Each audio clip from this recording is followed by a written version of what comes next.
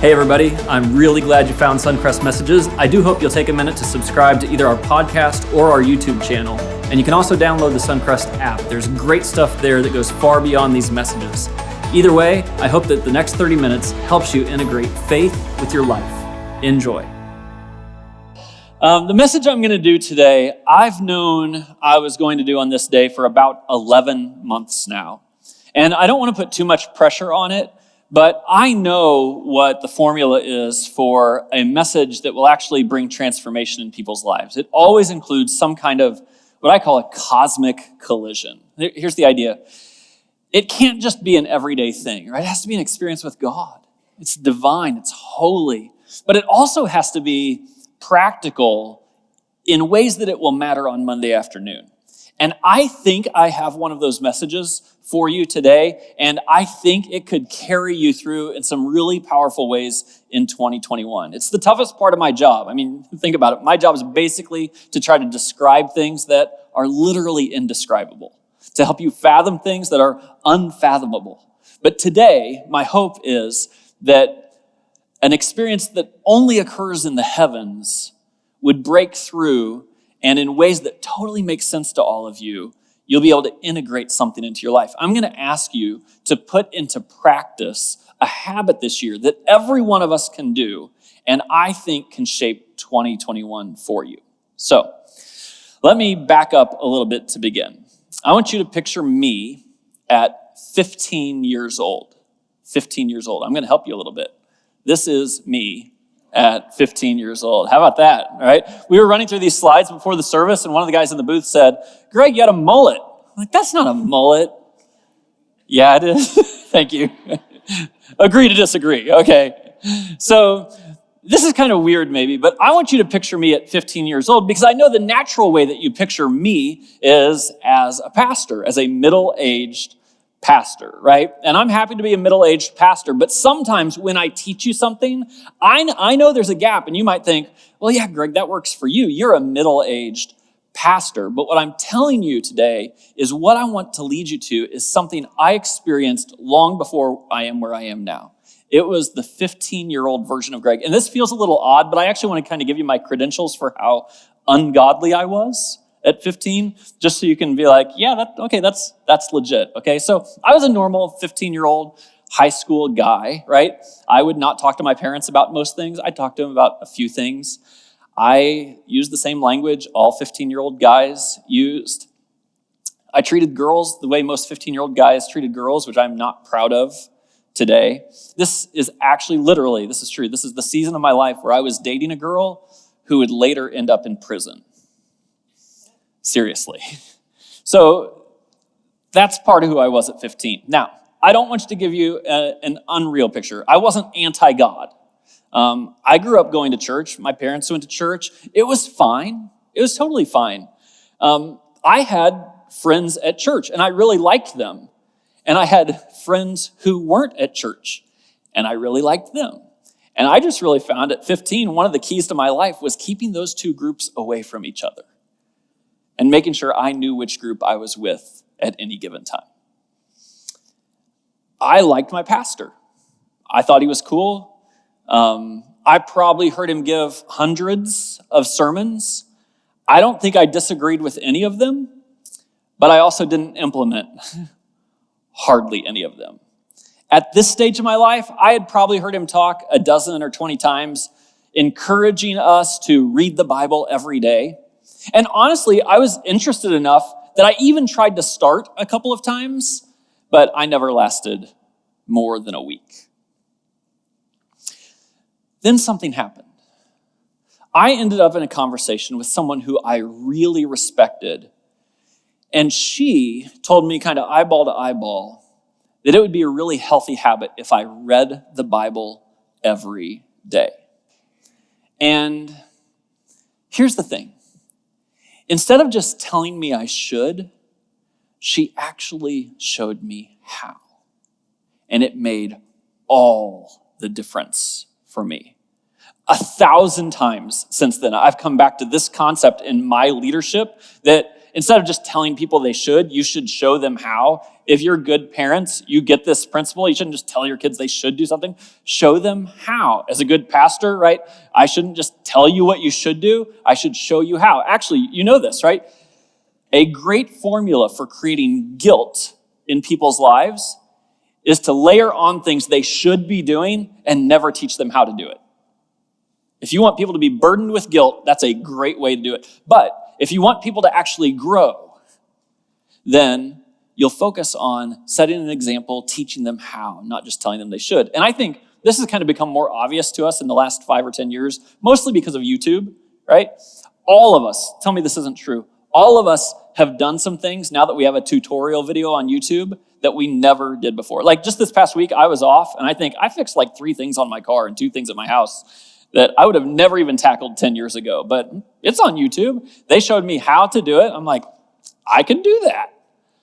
And this is the idea, that if someone will show you how, not just tell you you should, it can make things possible. And so she did. And I remember a few kind of big ideas behind this. I started to do what she asked. I said, well, I'm going to start to read the Bible. And so I started, guess what? At the beginning of the Bible, Genesis chapter 1. She's like, yeah, don't do that. Don't do that. You'll last a little while and then you'll get stuck and you'll put it away. Instead, start at the beginning of the New Testament with Matthew chapter 1. I'm like, nobody's ever told me that before. And it was a really, really helpful tip. Then we started Matthew chapter 1. If you've ever read Matthew chapter 1, you know there's a lot of hard to pronounce names in there. And I watched her read it. And you know what she did when she got to the hard to pronounce names? She just skipped them. I'm like, you can do that? Like, is that allowed when you're reading the Bible just to skip over names? She's like, not only is it allowed, even pastors don't know how to pronounce these names. They just act like they do when they're reading it, which I can verify as a middle-aged pastor is absolutely correct 30 years later. I'm like, okay, well, that's pretty helpful. She said, the key for me is the highlighter. And she started to describe to me that when she reads, she didn't try to remember everything she read. That wasn't the goal. Instead, she said, I would highlight something that made an impression on me, oh, okay, that kind of has my attention. I would highlight that, and then whatever I highlighted, that sentence, that's what I'd just think about for the rest of the day. And sometimes it would lead to me praying about something, and she'd say, and sometimes, not all the time, sometimes something I highlighted like at 8 o'clock that morning, like I have an experience at 5 o'clock that evening, and I'm like, oh my goodness, God, that's what I was just thinking about today. It's beautiful. It's beautiful. I'm like, that starts to make sense to me. And I think what I was starting to get in my mind was I had put a lot of mystery on the idea of reading the Bible. But what if instead of reading the Bible, when you were going through this, you're actually listening for God? And that opened up something new to me. Now, I was 15 years old. And that year, I made my way through the whole Bible. The whole Bible. Now, some of you have read the whole Bible before. And if you have, you know the feeling of that. Like, this is awesome. Like, everything that God has said to us in the scriptures, I've at least been over it once. I can't kind of describe to you, if you've never experienced that, how that feels. But it is absolutely awesome. And you might think, oh, so Greg, that's when you became a pastor. But that's not when I became a pastor. I was 15. I was playing on the JV basketball team. I loved chemistry and hated Spanish. This was life. Now, I've been doing this practice for about 30 years now. And if you think, well, what's happened over those 30 years? You might think, well, Greg, did that make you smarter? And I'm sure that it did, but that's not like the big takeaway for me, that I know more. You might say, Greg, did it make you wiser that you were exposed to the Bible day in and day out? And I'm sure that's true. In fact, probably anything I've ever taught to you for 25 years comes from a combination of the wisdom and perspective of the scriptures and my own life experience and seeing how those two fit together. But even wisdom was not the big takeaway for me. Here's the big thing. It began a habit that reminded me every day that God is there. And I'm not alone. And I don't know how to describe this to you. It's an indescribable thing if you've never experienced it. That sense that you heard from God every day, so you know that he's present, so that when you go through your day with whatever it brings, you remember God's voice and that he is still speaking to us. And that sense that I knew God was there every day and I was never alone is the biggest thing that's happened from this habit of reading the Bible. Now, fast forward 30 years to January 2020. This is a year ago, okay? This is before the word pandemic was in our everyday vocabulary. And I decided to start a new twist on this old habit of reading the Bible. I had come across a resource that allowed me to listen to the Bible being read to me instead of me sitting down to read it off the pages of scriptures. And there was something that was fresh about that, something that was beautiful. There were things that I accessed in doing that I never realized when I was just reading the scriptures. And so I found, the reason that I did this is I found two things that were available to me that I know are also available to you. And I want to ask you, as a practice and a habit this year, not to read the Bible every day, but to listen to it every single day this year. You might get smarter. You'll definitely get wiser. But really the point is, you'll remember that God is with you every single day. Let me describe these two free things that are available to all of us. The first is, there is a free app that's available to you so you can listen to the scriptures. I'm going to give you some details on this just in a moment. But I want you to think about this, that there's a resource in all of our pockets that would allow us to listen to the scriptures every day. There are advantages to reading, including the highlighter, but there are absolutely advantages to just listening and being caught up by hearing God's word. I had an experience, I'm hesitant to tell you this because this is being recorded and it's going to end up online somewhere, but when I was in college, I took classes that were about different Bible things.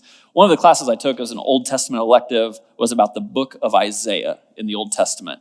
And here's the part I don't really want to say, but you need to know. My professor was lame.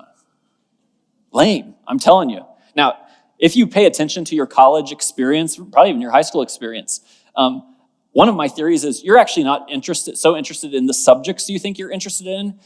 If you had a good teacher, you get interested in that subject. And if you had a lame teacher, you become not interested in that subject. That's just the way that it works. And there were some things I was very interested in, but I had a lame teacher for the book of Isaiah, and it kind of ruined the whole thing for me. Like, I know there's important parts in Isaiah, right? Isaiah 6, holy, holy, holy is the Lord God Almighty. Here am I, send me. That's important. Isaiah 55 is about the suffering servant, and there's images of Jesus that are written down 700 years before Jesus came. And it's beautiful. You can't deny that it's talking about Jesus. But pretty much everything between Isaiah 6 and Isaiah 55 was lost to me. And I don't think I've ever preached from it to any of you. Then, a few years ago, we did a practice here at our church. We had just renovated the space, expanded things, created all kinds of new. And instead of having a formal dedication service for the space, we decided instead of a ceremony, the way we would dedicate this new space is we would set up, it took 4 days, to have someone sitting right here on the platform, and we would start at the beginning of the Bible, Genesis 1, and we would read the Bible out loud from beginning to end. People signed up for a half an hour shift or an hour shift, and we read it out loud. It took 4 days. It was kind of weird sometimes because there were construction workers around while we were finishing, and someone sitting here reading the Bible out loud. I signed up for one of the middle of the night slots, so 3 a.m. to 4 a.m. I'm sitting here, and guess what part of the Bible we were in when I sat down? Isaiah, right? I'm So here's what happened. I'm sitting here. I'm all by myself. It's 3 o'clock in the morning.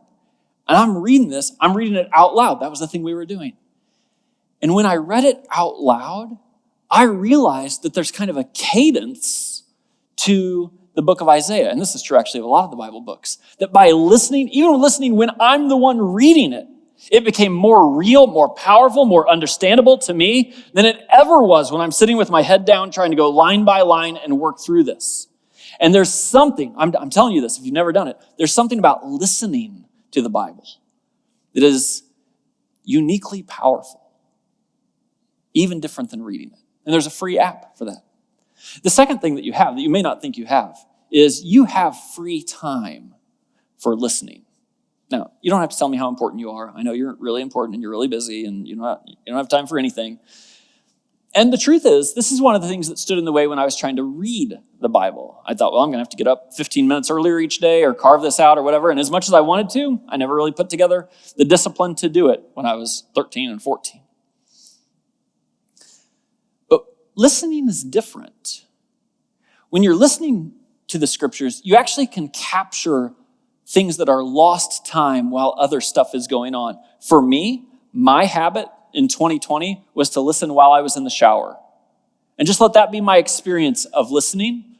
I'd listen for 15 minutes a day, and by October, I had listened to the whole Bible. Now, the shower may not be yours. I'm going to give you some more resources for that in a minute. But all of us, if we think about it, there's a free app, and we have some free time. So here's what I really want to ask you to think about. I know that you can experience two things this year if you'll step into this experience where heaven can connect with real life. First, you can listen to the entire Bible. And if you've never listened to the whole thing before, this will be a very cool experience for you. Even just to be at the end and say, you know what, I listened to the whole thing. And think about this. One day you're going to be in heaven, hopefully. Heaven is forever. There's lots of people there. But since it's forever, you are definitely at some point going to run across a guy named Habakkuk.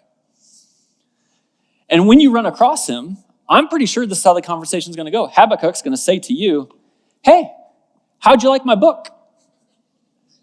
And you're going to have to be honest about it, right? Like if you didn't read it, you know, like you can't lie in heaven, right? So that's going to be embarrassing. I'm going to save you from all of that here. You're going to listen to the entire Bible and you'll be able to be like, Habakkuk, it was fantastic. That was awesome.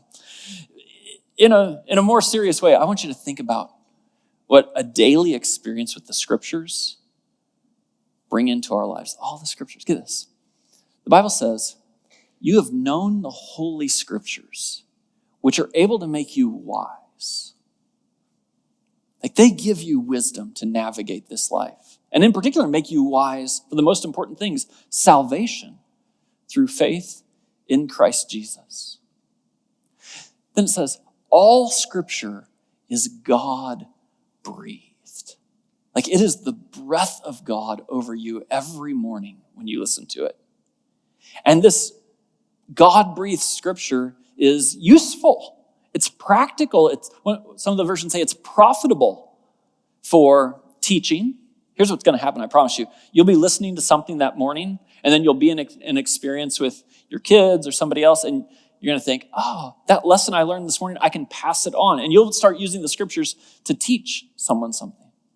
It's useful for rebuking. More than once, I was in the shower and listening and heard something, and I thought, man, that's true, but my life doesn't look like that right now. I needed to experience a little bit of a rebuke. Say, listen, something's out of whack. You gotta draw this into alignment. It's useful for correcting. It's useful for training in righteousness or godliness. Like it really is a resource that as you go through your life, it serves you. And then this is how the passage ends. It says, so the servant of God may be thoroughly equipped for every good work. Now, here's what I know. You had opportunities in 2020, 2019, 2018, every year. You came across them, and it was a situation where I believe God probably wanted to use you in that situation, but he didn't use you. Because you looked at the situation and you thought, I don't know what to do. I don't know how to act. I don't know what to say. I don't know. And it was a lack of confidence and it was a lack of competence. You weren't equipped to take advantage of the situation that was in front of you where God could use you in somebody else's life. But when you're listening to the scriptures every day and you've listened to all of them, this is the promise for those of us who serve God, that you will now be thoroughly equipped for every good work. The opportunities are going to come across and you'll be ready. the entire Bible. But here's the second thing. I want us to open ourselves to an experience with God every day. We use this language around here a lot. It's very meaningful to me that we either open ourselves to the things of God or we don't, and we have that control. You can absolutely close yourself up. You can have a hard heart. You can resist the Spirit of God. God gives you the freedom and the will in order to do that. And many people go through their life and they miss the things God is doing because they've just closed themselves off. They're very focused on what they're doing and they're not open to what God's doing. But when you listen to the scriptures every day, it opens you up. And you'll be in a spot where you think, I'll notice what God is doing. I'll be sensitive to what he's saying. I'll know he's with me every day.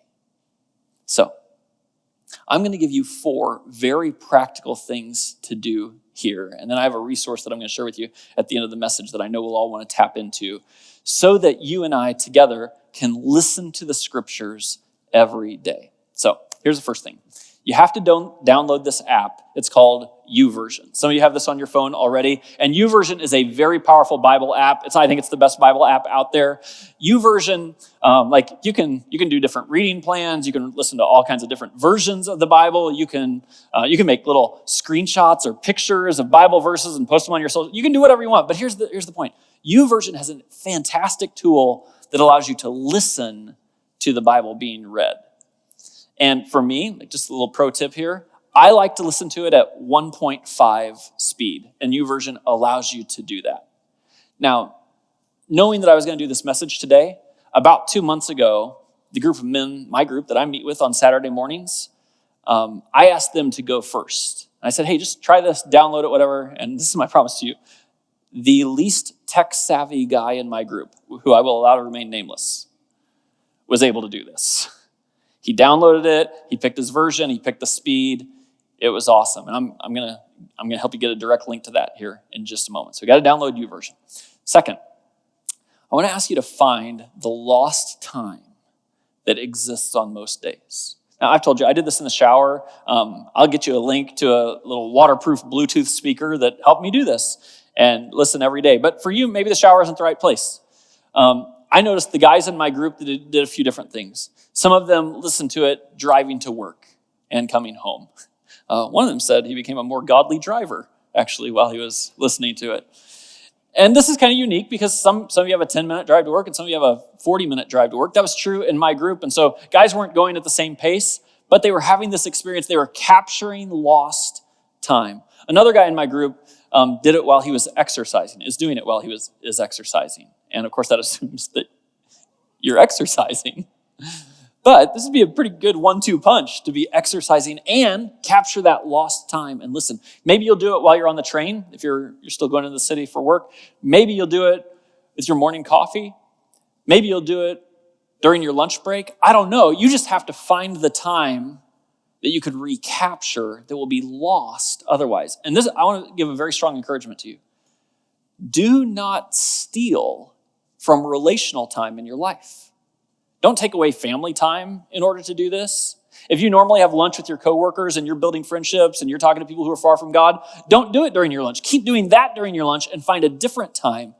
I want you to keep all your relational time and find your lost time where you may not be able to sit down and read, but you can definitely listen and process something. Third, when you're listening every day, the point is to listen for one thing. This is the principle of the highlighter without the highlighter. And if you hear us around Suncrest, you hear me teach how to listen for God. I always tell people, if you listen to 3 chapters in a day, the goal is not to be able to name all the facts from those 3 chapters. The goal is to have an experience with God and be open to what he's saying that captures your attention. And then just spend the rest of your day with that one thing in mind. You pray about it. You'll have an experience sometimes where something comes across your path. Now listen, you're not going to have a mountaintop experience every day. You'll experience the presence of God every day. But each day, listen for one thing that you'll carry with you. And then this last thing, this was so helpful to me when when my friend was teaching me about this. You have to flip the false failures. I've been teaching people to have this habit of using the scriptures every day for a long time, and I know the reasons why people get tripped up. Okay, so one of the things that happens is people will feel like, oh, my mind started to wander. Can I still count the 3 chapters that I went through that day? Your pastor is giving you permission to still count the 3 chapters that you listen to. And here's the thing. Your mind might be wandering for ungodly reasons. I don't know. Chances are the reason your mind is wandering is because of something that caught you while you were listening. And that's a good thing. I'd be in the shower, something would hit me, I'd start thinking about it, and I'd realize 4 minutes later, I just missed everything that was being read. No big deal. The whole point is to hear something from God. Listen, it happens in this room all the time. It's happened, I'm sure, over the last 20 minutes. I say something, your mind starts to wander, and like 2 minutes later, or maybe 20 minutes later, you're back with me. It's okay, especially if it's something that caught you and you wanted to think about what God was saying. So it's fine. Don't let that stand in your way. Also, whenever you start a daily habit, when that habit gets interrupted for a few days or a week or 2 weeks, sometimes you feel like, I'm not going to go back to that habit. So if you're listening to the shower every day, that habit should not get interrupted, okay? But if you're listening on your way to work every day and then you go on vacation for a week, it's okay. Just let the week go. Just enjoy your vacation. It's fine. And when you come back and you go back to work, start listening again. Don't let gaps that get created. If you're listening while you're exercising and then you hurt your knee and you can't exercise for 2 weeks, then it's okay. Just start again. And one of the things that happens is people start in the wrong place. So like I told you earlier, I was starting on Genesis chapter 1. I'm going to ask all of you to do what I learned to do and start listening with Matthew chapter 1. Now that first chapter has a lot of big names that you can't understand, but once you're to chapter 2, you are on your way. And I don't know if you've ever thought about how the Bible is organized, but about 2/3 of the Bible is what we call the Old Testament. It contains the Old Covenant. 1/3 of the Bible is the New Testament. This is the story of Jesus and then helping us with godliness in our lives and helping us experience, like the book of Revelation that talks about the end times. You should absolutely start with the New Testament. You'll hear 4 biographies of Jesus first, Matthew, Mark, Luke, and John. That's going to be awesome. And then you'll learn all kinds of things. And I actually really want to help you with this because you may or may not know this. You should listen to the Old Testament differently than you listen to the New Testament. The New Testament contains the covenant that's in Christ. If you're a follower of Jesus, this is our covenant. The Old Testament contains an old covenant that is valuable, but is not our covenant. And actually, I don't know if the timing will work out just right, but if you start with the New Testament and that takes you maybe a month or 2 to get through, at the end of February, I'm going to do start a teaching series about, it's called The Bible for Grown-Ups. And it's about understanding some of the harder parts of understanding the Bible, in particular, how the Old Testament works and how to listen to it. So I think if you're on a pretty regular rhythm, you'll listen through the New Testament, and right about the time you're going to go back now and start at the Old Testament, I'll be here teaching you how to listen to that. So to me, the possibilities are endless. And I want to ask you to step into this habit this year of listening to the scriptures every day. So I need to ask all of you a favor. I'm going to have you, I want to resource you in the best way I can. Would you pull out your phones right now? Everybody grab your phone. And I'm going to have you text this number that's on the screen. Text the words, hear year, to the number 94000. Hear year. This is the idea that we're hearing from God every day this year. Just kind of as one word, hear year. Text it to 94000. You can go ahead and do it while I'm talking. I'm going to tell you what's going to happen here. When you send this, you'll get a reply within the next day or two that gives you kind of this first resource with a YouTube video and really shows you how to download the app, how to set the speed that you want to listen to, how to get to the right version in the app. It is really a how-to experience. And then for just the month of January, this first month of doing it together, we're going to text you about once a week. And it'll just have more resources and best practices and ways to do certain things and helps for listening. And then for the rest of 2021, we're going to text you about once a month, right? So this isn't going to be overwhelming. It's just a good encouragement to help all of us stay on track. And best of all, it's kind of the pro tips and best practices, the how-to for really using the app and listening to God in a healthy practice. So while you're sitting here, I hope you will text "Hear Year" to 94000. You see, here's the thing. I started this habit at the beginning of 2020, not knowing what 2020 would hold. And I think anybody who's paying attention knows that people who had disciplines in their life survived and thrived in 2020 in ways that people who didn't have disciplines in their life didn't. And I could have never predicted when I started this a year ago about the highs I would experience and the lows I would experience and the tough decisions that I would face and the difficulty and sense of where is God right now. Like all of that was going to be part of 2020 in ways I didn't know when I started, but I thank God that every day, I knew God was there. His voice was in my life. And sometimes, a few times, these two things came together in ways that would blow your mind. What I heard that day and what I needed that day. Now, who knows what 2021 is going to hold? Who knows? You don't know. And I don't know. Who knows what the future holds? My suggestion, my encouragement, is that you place in your life every day the voice of the one who holds the future. The one who has timeless wisdom, who has seen it all, who will walk with you. And that every day in this coming year, you would be opening yourself to the voice of God and just noting how he gets your attention. So one more time, let me put this number up here. Text "Hear Year" to 94000. I want to make sure you have all the resources that you need. I want every single person to do this, everyone who's here in person, everybody who's watching online. Text this number and we will set you up with the resources. Good? Good? All right, we're going to do this together. Well, I really hope that was helpful for integrating faith with life. Listen, if you're in Northwest Indiana, I'd love to have you join us in person. Head over to suncrest.org and plan your visit.